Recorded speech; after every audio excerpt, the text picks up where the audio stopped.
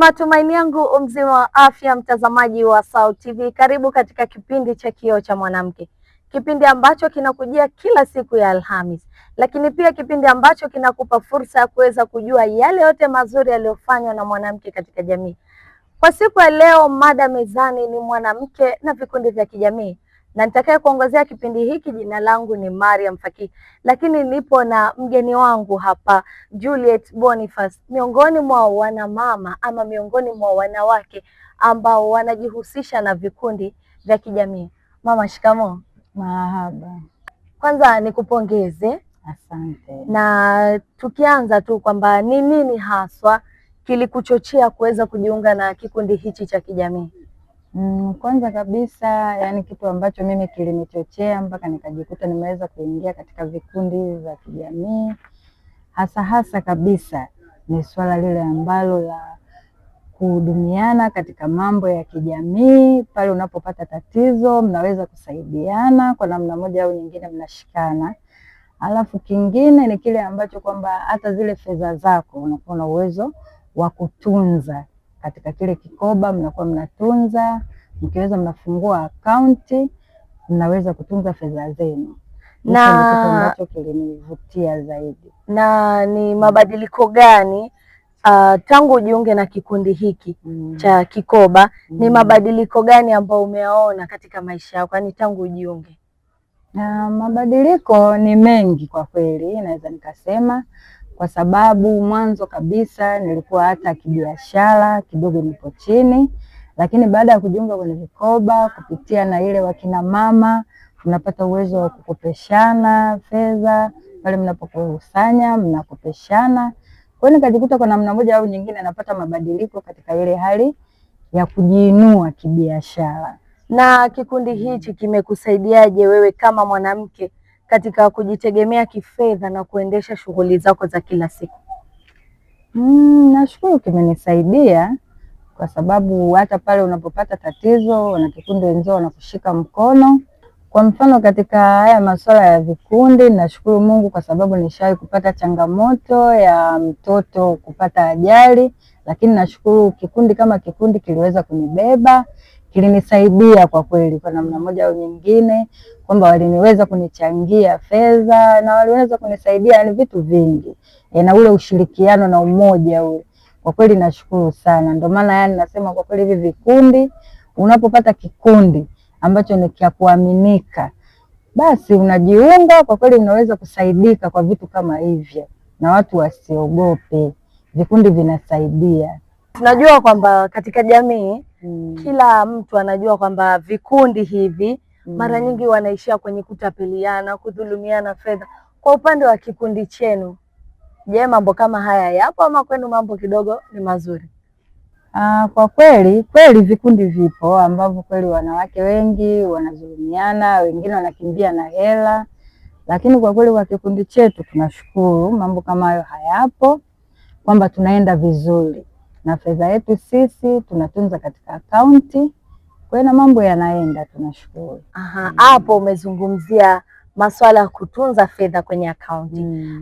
Je, unahisi kwamba, kwa ninavyoelewa mimi, kwamba zamani walikuwa wanatunza fedha, wanakuta kuna sanduku wanaweka fedha. Sasa kwa kikundi chenu nyinyi mnaenda na wakati kwamba mmeamua kutunza benki. Je, unaona hii, kwa sababu tunajua ukitoa fedha benki kwamba kuna makato, lakini mtu akikaa na fedha nyumbani ndio hiyo kuna hatari ya kwa wewe unahisi kwamba kati ya kutunza fedha za kikundi benki ama kuzitunza kwenye masanduku, ipi ni njia salama kwa fedha zenu?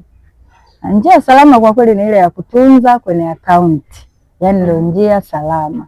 Maana hii ya kutunza kwenye masanduku, kuweka nyumbani kwa mtu, si njia salama, japokuwa kwa kipindi hicho ilikuwa inatumika hiyo. Lakini naona njia salama kabisa ni njia ya kuweka kwenye akaunti, ambayo inakuwa na watu watatu ambao wanaweza kuhusika katika swala la kutoa hela. Na ni changamoto zipi umewahi kukutana nazo kama mwanachama katika kikundi chako? Kwa sababu katika maisha tunajua kwamba katika maisha ni safari, ni safari yenye milima na mabonde. Kwa pia kwenye kikundi chenu kuna changamoto ipi ambayo umewahi kukutana nayo mpaka ukasema hapa nitaendelea kweli? Changamoto zipo ambazo tunakutana nazo, lakini tunaweza ni jinsi gani ambazo tunaweza kuzitatua kulingana na ile hali iliyopo. Changamoto inaweza ikatokea pale ambapo mnapokopeshana. Kuna mtu anaweza akakwama kwamba inafikia wakati anashindwa kurejesha ile hela. Yaani hizo ndio changamoto zilizopo. Kwa hiyo mwisho wa siku mnapomaliza mnasema sasa labda mnagawana ile hela, inatokea kwamba ile hela mtu imeshindikana kuirudisha.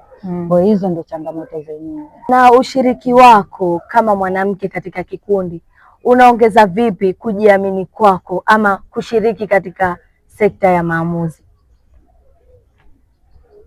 Hilo mimi naongeza katika kujiamini kwangu, cha kwanza kabisa kupitia yani yale ambayo mimi kwa mimi mwenyewe ambayo nimeyapitia, hayo ndio yanayonifanya mimi mpaka niweze kujiamini na niendelee kujiongeza yani katika yani ile kujiamini kwa mimi mwenyewe, kusimama mimi kama mimi katika kikundi.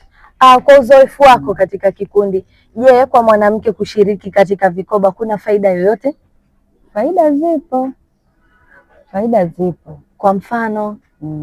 Faida ya kwanza ni ile ambayo katika ile hali ya kukopeshana unajikuta kwamba hata kimtaji, kimaisha tu, hata nyumbani, kulingana na kwamba kama wewe ni mama ambaye labda unategemewa, una familia, kwa hiyo kulingana kusaidia watoto katika mahitaji mbalimbali.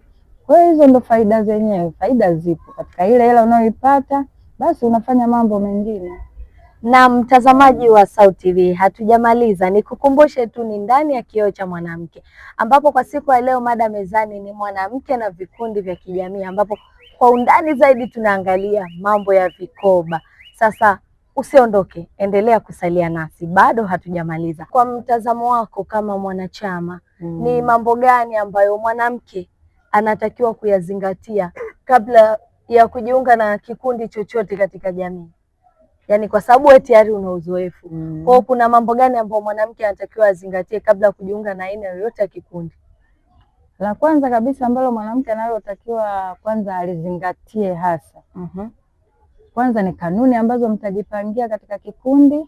Alafu kingine cha pili, yani awe katika hata masuala ya kujitoa kijamii, awe anajitoa. Yani awe na nafasi ya kujitoa.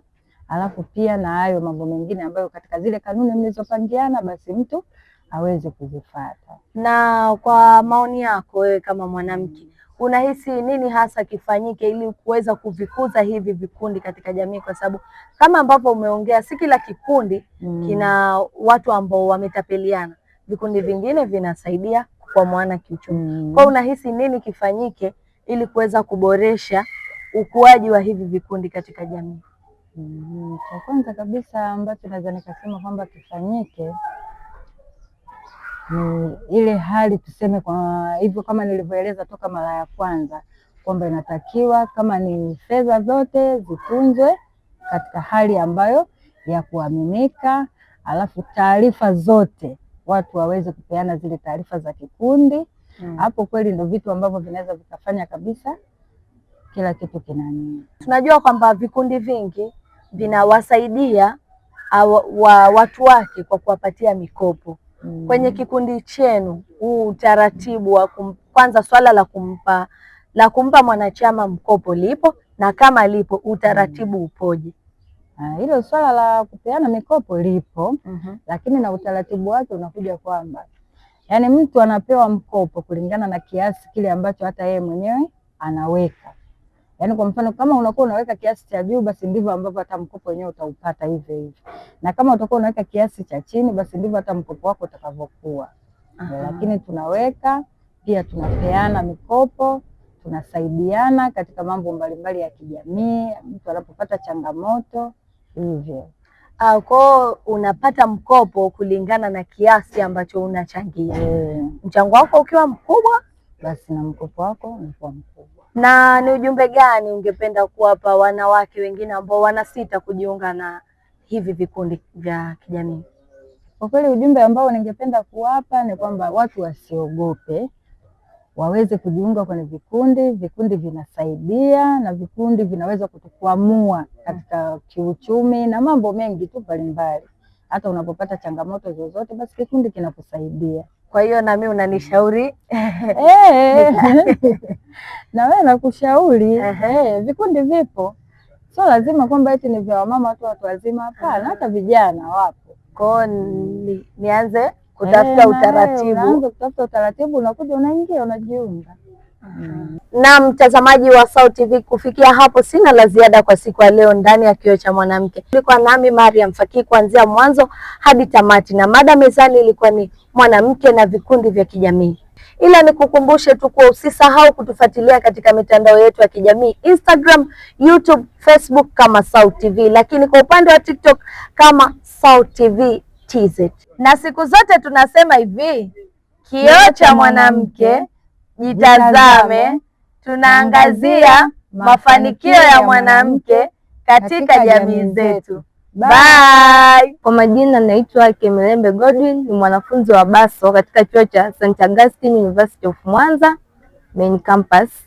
Mimi kioo wangu ni mama yangu mwenyewe, kwa sababu ananishawishi na anaendelea kunisisitiza katika kuleta maendeleo kwamba nitakiwa mvumilivu ili kuepukana na changamoto zinazotokea kwenye jamii, shuleni na hata mazingira mengine. Hivyo ananipa nguvu ya kuendelea mimi kama mwanamke au mimi kama binti kuendelea katika masomo na shughuli nyingine za kijamii.